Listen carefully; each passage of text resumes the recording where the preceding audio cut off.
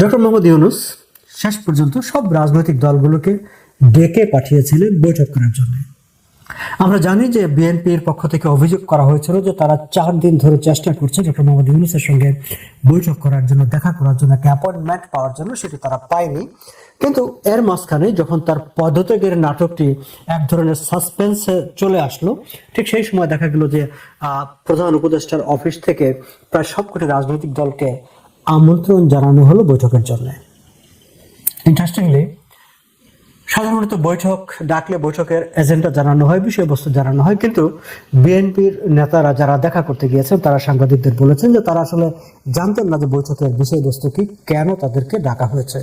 কিন্তু তারা ধরে নিয়েছিলেন যেহেতু ডক্টর মোহাম্মদ ইউনূস পদত্যাগ করবেন বলে একটি খবর বেরিয়েছে এবং নির্বাচন নিয়ে কথাবার্তা হচ্ছে, ফলে তারা তাদের মতো করে একটি লিখিত বক্তব্য রেডি করে নিয়ে গিয়েছিলেন এবং সেটি তারা প্রধান উপদেষ্টার কাছে হস্তান্তর করেছেন। প্রধান উপদেষ্টার সঙ্গে বৈঠক থেকে বেরিয়ে এসে 3টি রাজনৈতিক দলই আলাদা আলাদাভাবে সাংবাদিকদের সঙ্গে কথা বলেছেন এবং প্রধান উপদেষ্টার পক্ষ থেকে তার প্রেস সচিব শফিক সাংবাদিকদের ব্রিফ করেছেন। আপনারা এই সবারই ব্রিফিংগুলো শুনেছেন এবং সবার ব্রিফিংগুলো থেকে আমরা যদি ঠিক একসঙ্গে টেবিলের উপর রাখি তাহলে কি দাঁড়ায়? আমরা দেখছি যে বিএনপি বলছে যে তারা প্রধান উপদেষ্টার সঙ্গে আলোচনায় তাদের যে দাবি ডিসেম্বরের মধ্যেই নির্বাচন এবং 3 জন উপদেষ্টার পদত্যাগের যে দাবি তারা করে আসছে, নিরাপত্তা উপদেষ্টা খলিলুর রহমান এবং 2 জন ছাত্র প্রতিনিধি হিসাবে যে উপদেষ্টা আছেন আসিফ এবং মাহফুজ, তাদের যে পদত্যাগের দাবি করে আসছে বিএনপি, সেই দাবির কথা তারা প্রধান উপদেষ্টার কাছে তুলে ধরেছেন। সাংবাদিকরা জানতে চেয়েছিল তো প্রধান উপদেষ্টা তাদেরকে এই ব্যাপারে কোনো আশ্বাস দিয়েছে কিনা। তারা বলছিলেন যে না, আমরা তো আমাদের বক্তব্য রেখে এসেছি, নিশ্চয়ই তারা পরবর্তীতে কিছু একটা বলবেন।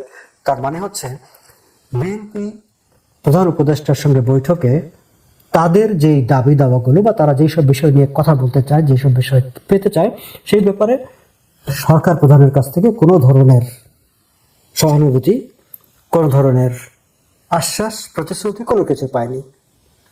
আমরা যদি একটু কঠিনভাবে বলি তাহলে আমরা বলতে পারি যে আসলে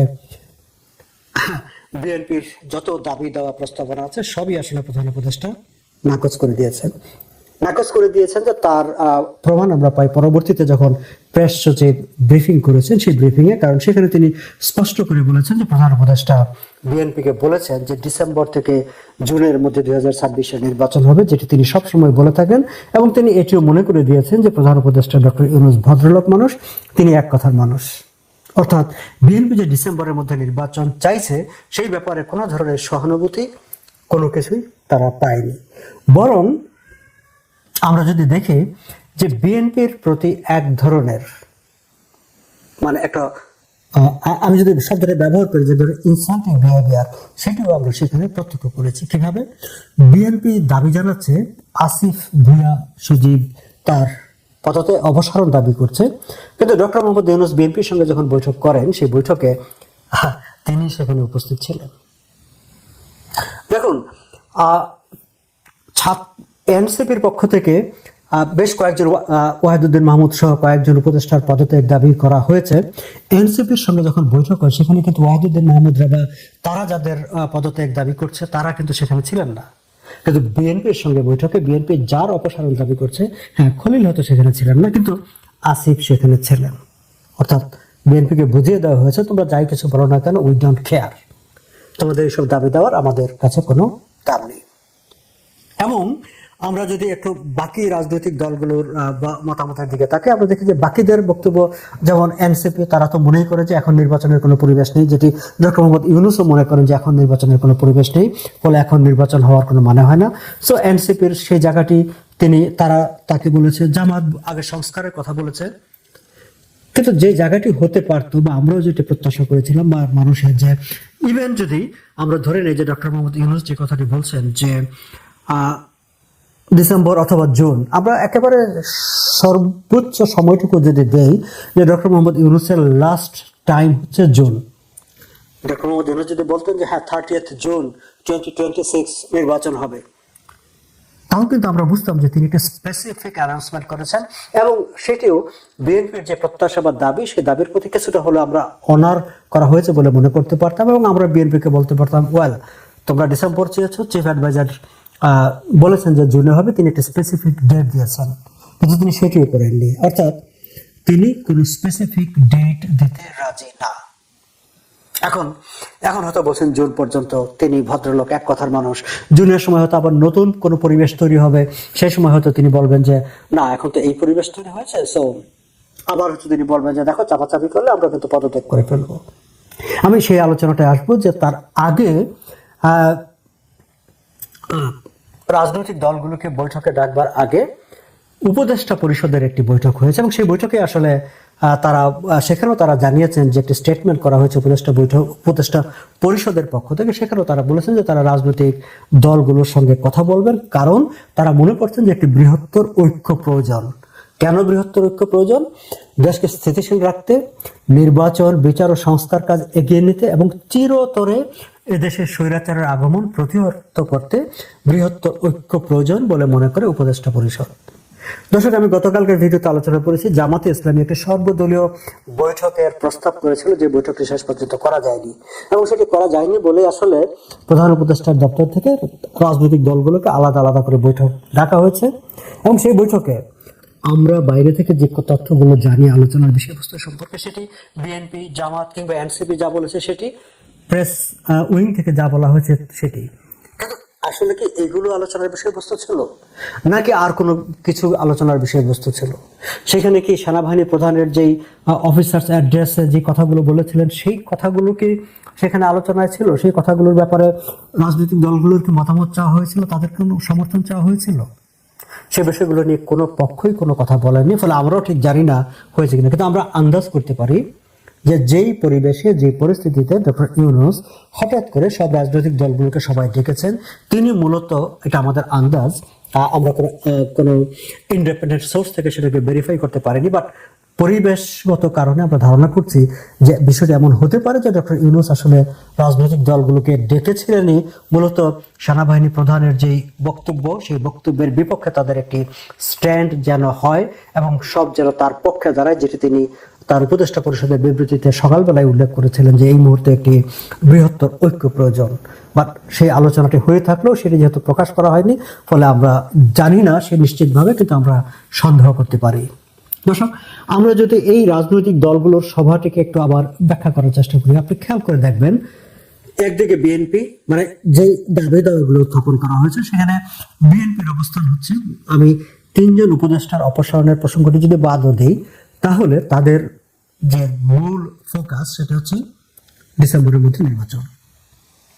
আর তার বাইরে যে বাকি দুটি দল যারা বলছে যে আগে সংস্কার, যারা বলছে এখন নির্বাচনের পরিবেশ নেই এবং সংস্কারকে সামনে রেখে নির্বাচনকে পিছিয়ে দেওয়ার রাজনৈতিক স্ট্যান্ড পয়েন্টে যারা আছেন, ইনক্লুডিং ডক্টর মোহাম্মদ ইউনূস, সে জায়গায় আমরা জামাতে ইসলামী এবং একই ধারার ইসলামিস্ট ধারার রাজনৈতিক নতুন সংগঠন, ছাত্রদের সংগঠন, আমরা জানি যে এনসিপি যারা করেছে তারা মূলত জামাতেরই আরেকটা টিম, এবং যারা ছাত্র সমন্বয়করা ছিলেন তারা মূলত জামাতে ইসলামী কিংবা ইসলামী ছাত্র শিবিরের ভাবাদর্শেরই, তারা কিন্তু ভিন্ন নামে তারা মাঠে ছিলেন, এখনো তারা একটি ভিন্ন নামে প্ল্যাটফর্ম গঠন করেছেন। ফলে আমরা দেখতে পাচ্ছি আবার বিএনপি সাম্প্রতিক সময়ে এবং আগেও তারা মুক্তিযুদ্ধ নিয়ে কথা বলেছেন, মানে যখনই 72-এর সংবিধান ছুঁড়ে ফেলার কথা উঠেছে, মুক্তিযুদ্ধকে আক্রমণ করার চেষ্টা করা হয়েছে, বিএনপি সেই জায়গায় একটা ভ্যানগার্ডের মতো দাঁড়ানোর চেষ্টা করেছে, অনেক কিছু দাঁড়িয়েছে।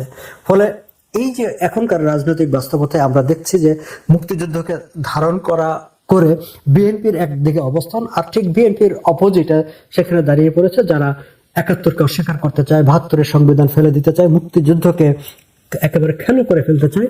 সেই রাজনৈতিক শক্তিগুলো এক পাশে দাঁড়িয়ে ডক্টর ইউনূসের পক্ষ অবলম্বন করেছেন, এবং ডক্টর ইউনূস বেসিক্যালি ওই পক্ষেরই লোক। এখন রাজনৈতিক বিভাজনটা আসলে সেই ঠিক 71-এর এই পার এবং ওই পার, এইভাবেই আসলে এই সময় এসেও আবার নতুন করে দাঁড়িয়ে গেছে বলে আমার কাছে মনে হয়েছে। এবার আমরা একটু আগের দিকে আসি, যে উপদেষ্টা পরিষদ যে বিবৃতিটি দিয়েছিল, দর্শক, ইউনূস পদত্যাগের ঘোষণা দিয়েছেন, সেটিও আমরা কিন্তু শুনেছি যে তার ডক্টর ইউনূসের যে নিয়োগকর্তা এনসিপির একজন নেতা যিনি নাহিদ, তার কাছ থেকে, এবং পরবর্তীতে উপদেষ্টা পরিষদে সেটি নিয়ে তিনি আলোচনা করেছেন, এমনটি আমরা পত্রপত্রিকার খবরে পড়েছি। কিন্তু বিষয়টি এই যে আজকে তিনি সকল রাজনৈতিক দলগুলোকে ডেকেছেন, এই আলোচনাটা আগেও হতে পারত, সবাইকে ডেকে এনে তিনি বলতে পারতেন যে আমি এই কারণে দায়িত্ব পালনে আর কমফোর্ট ফিল করছে না, so I want to resign. তিনি কিন্তু সেটি করেননি। তিনি যাদের হয়ে কাজ করছেন, তিনি যাদের প্রতিনিধি, তিনি একটি রাজনৈতিক দলের প্রতিনিধি for sure. He is no more a neutral person. এবং তিনি অবশ্যই, আমি কথাটি বলি যে তিনি এখন আর কোনো জাতীয় ঐক্যেরও কোনো প্রতীক না, তিনি একটি রাজনৈতিক শক্তির প্রতীক। সো তিনি তাদেরকে ডেকে তার পদ থেকে ঘোষণাটি জানিয়েছেন এবং তারপরে এক ধরনের একটা অস্থির পরিবেশ তৈরি করা হয়েছে আমি বলবো, এবং সেটি একটা বিশেষ উদ্দেশ্য নিয়েই পরিবেশ অস্থিরতাটি তৈরি করা হয়েছিল।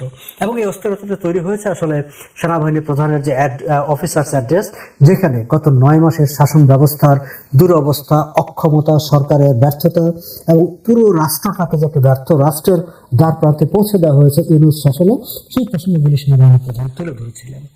এবং সেটি সঙ্গত কারণেই ডক্টর ইউনূসকে পীড়িত করেছে, তিনি এসে ডিস্টার্ব ফিল করেছেন।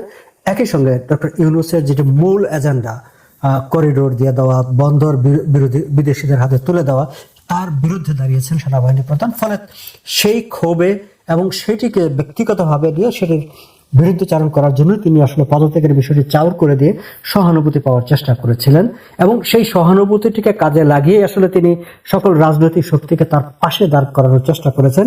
এবং তার প্রমাণ আমরা পাই তিনি যেই উপদেষ্টা পরিষদের যে বিবৃতিটি দেওয়া হয়েছে পত্রিকায়, সেটি থেকে। দর্শক, উপদেষ্টা পরিষদের বিবৃতিটি নিয়ে কথা বলবার ঠিক আগে আমি আরো একটি ইন্টারেস্টিং পয়েন্ট আপনাদের সঙ্গে শেয়ার করতে চাই। ডেভিড বার্গম্যানের নাম আপনারা শুনেছেন, ব্রিটিশ জার্নালিস্ট, যিনি বাংলাদেশ নিয়ে কাজ করেন এবং বিগত আওয়ামী লীগ সরকারের সময় আওয়ামী লীগ শাসনের তুমুল সমালোচনা করেছেন তিনি।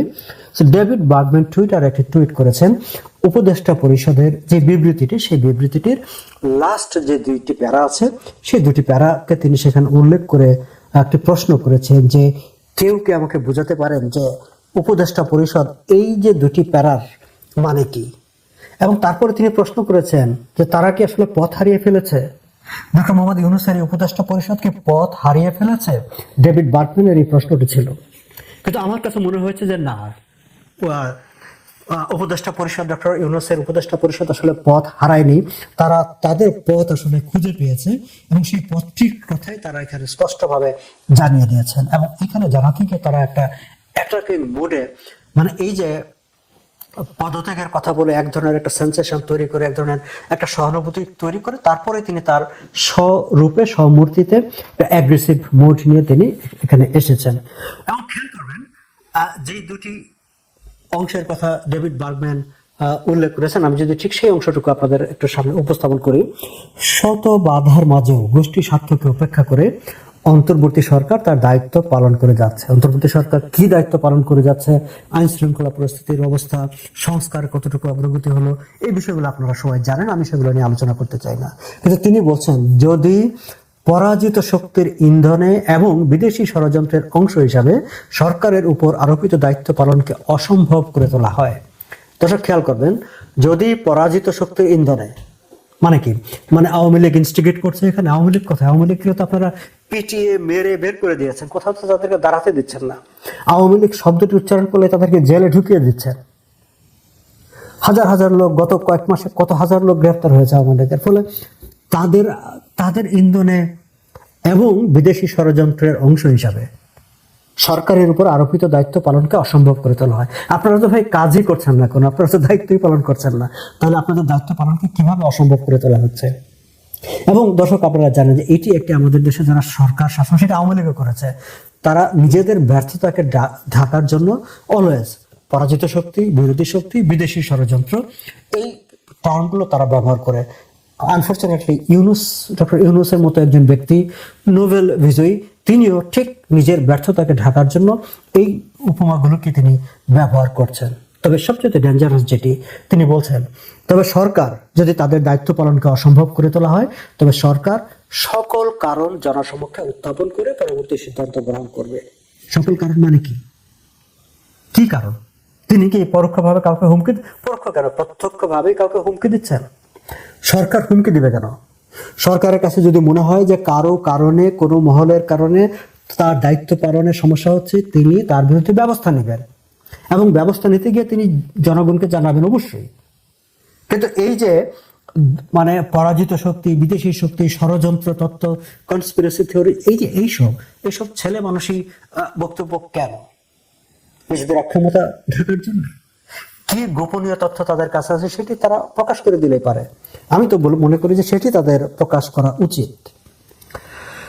তিনি তার আগে আরো একটি কথা বলছেন যে বিভিন্ন সময় নানা ধরনের অযৌক্তিক দাবি দাওয়া, উদ্দেশ্য প্রণোদিত এখতিয়ার বহির্ভূত বক্তব্য, আমার কাছে এইটুকু খুবই ইন্টারেস্টিং মনে হয়েছে যে উদ্দেশ্য প্রণোদিত এখতিয়ার বহির্ভূত বক্তব্য এবং কর্মসূচি দিয়ে যেভাবে স্বাভাবিক কাজের পরিবেশ বাধাগ্রস্ত করে তোলা হচ্ছে এবং জনমনে সংশয় ও সন্দেহ সৃষ্টি করা হচ্ছে তা নিয়ে বিস্তারিত আলোচনা হয় বৈঠকে। এখন এই যে উদ্দেশ্য প্রণোদিত এখতিয়ার বহির্ভূত বক্তব্য কে দিয়েছেন? সেনাবাহিনী প্রধান যে বক্তব্য দিয়েছেন সেটি উদ্দেশ্য প্রণোদিত এখতিয়ার বহির্ভূত। বর্তমান সরকার তো ক্ষমতায় অধিষ্ঠিত হয়েছে, তাই ক্ষমতা পেয়েছেও, সেখানেও সেনাবাহিনীর একটি ভূমিকা ছিল। সেটি কি এখতিয়ার বহির্ভূত ছিল? সেটিও কি উদ্দেশ্য প্রণোদিত ছিল? তাহলে এখন যখন জনগণের কথা বলছে সেনাবাহিনী, জন আকাঙ্ক্ষার কথা বলছে, এই জায়গাটা একটা খুব ইন্টারেস্টিং একটা বক্তব্য সোশ্যাল মিডিয়ায় সম্ভবত তাসনিম খলিল কথাটি বলেছেন যে আনফরচুনেটলি বাংলাদেশে এখন এমন একটি দেশ যেখানে সেনাবাহিনী, সামরিক বাহিনী গণতান্ত্রিক প্রক্রিয়ার কথা বলে, নির্বাচিত সরকারের কথা বলে, নির্বাচনের কথা বলে, আর নির্বাচন অনুষ্ঠানের জন্য যাদেরকে দায়িত্ব দেওয়া হয়েছে সিভিল সোসাইটির প্রতিনিধি যারা, তারা নির্বাচনের কথা শুনলে তেলে বেগুনে জ্বলে ওঠে, তারা নির্বাচনকে ঠিকিয়ে দিতে চায়। তো এখন সেনাবাহিনী প্রধান যদি নির্বাচনের কথা বলে তাহলে সেটি এখতিয়ার বহির্ভূত কথা হয়ে যায়। ভাই, নির্বাচন তো সবাই চাচ্ছে, আমরা সবাই চাচ্ছি। যাই হোক, কিন্তু উপদেষ্টা পরিষদের বৈঠক এবং উপদেষ্টা পরিষদের বৈঠকের পরে যে বিবৃতিটি দেওয়া হয়েছে সেই বিবৃতিটি যথেষ্ট অ্যাটাকিং, আক্রমণাত্মক এবং সেখানে এক ধরনের একটা ব্ল্যাকমেইল করার একদম কিছু হুমকি আছে। তারা কাকে ব্ল্যাকমেইল করতে চান সেটি পরিষ্কার নিশ্চয়ই দর্শক আপনাদের কাছে, কিন্তু একটা ব্ল্যাকমেইল করার হুমকি সেখানে আছে। সামগ্রিকভাবে মনে হয়েছে যে এখন পর্যন্ত আসলে ডক্টর মোহাম্মদ ইউনূস তার পদত্যাগের একটি বার্তা ছড়িয়ে দিয়ে এক ধরনের সেন্সেশন তৈরি করে মানুষের মনে সহানুভূতি সৃষ্টি করে রাজনৈতিক কূট চাল চালার চেষ্টা করেছেন। তিনি রাজনীতির কূট খেলা খেলতে চেয়েছেন এবং সেই খেলায় বিএনপিকে তিনি খানিকটা ধুয়ে দিয়েছেন এবং ওয়াকারকে একটা বার্তা দেওয়ার চেষ্টা করেছেন। কিন্তু তার প্রতিক্রিয়া সামনের দিকে কি হবে? বিএনপি পুরো বিষয়গুলোকে কিভাবে নিবে?